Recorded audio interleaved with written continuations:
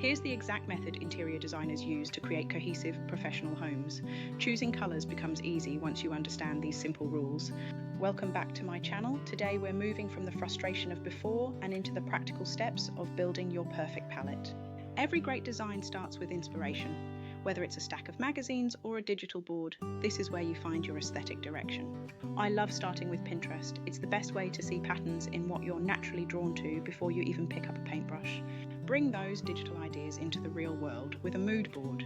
It helps you see how textures like velvet and wood interact with your potential colours. As you gather inspiration, look for recurring colours. You'll likely notice a hero colour that keeps appearing in your favourite images. This hero colour will be the anchor for your entire home. It's the shade that sets the mood for the rest of your choices. Now let's talk about the most important rule in interior design, the 60-30-10 principle. This is how you balance a palette perfectly. 60% of your room should be your main colour.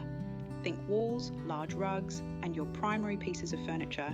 30% is your secondary or supporting colour. This adds depth and prevents the room from feeling flat.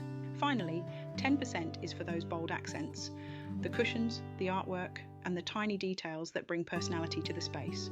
When you follow this ratio, your eye knows exactly where to look. It creates a sense of harmony that feels effortless. But even the best palette can fail if you don't consider lighting. Light is a living element that changes your paint constantly. The orientation of your room matters. A cool north-facing light will make neutrals look grey, while south-facing light can handle almost anything. Always check the undertones. A white isn't just white, it can have hints of blue, pink or yellow that only reveal themselves in certain lights. Don't forget your fixed elements. Your palette must work with your existing flooring and furniture, otherwise it will always feel slightly off. Colour isn't just visual, it's emotional. Understanding colour psychology helps you choose how you want a room to feel. Soft blues and greens are naturally calming, making them perfect for bedrooms or spaces where you want to unwind. Deep reds and navies create a sense of intimacy and drama. They're wonderful for dining rooms or snug corners. Neutrals provide a flexible foundation. They allow your furniture and personal items to take centre stage. Never choose a colour from a tiny swatch. You must test samples on your actual walls in large enough patches to see the true effect. Test them on multiple walls. A colour can look completely different on the wall opposite the window than it does right next to it.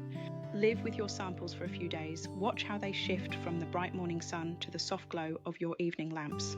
And consider the finish. Matte will absorb light for a velvety look, while eggshell or gloss will reflect it, changing the intensity of the colour. This process takes time, but it's the difference between a house you like and a home you absolutely love.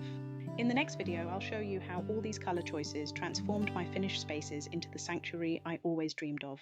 I can't wait to show you the results. Head over to my website for the full guide, and I'll see you in the final part of this series.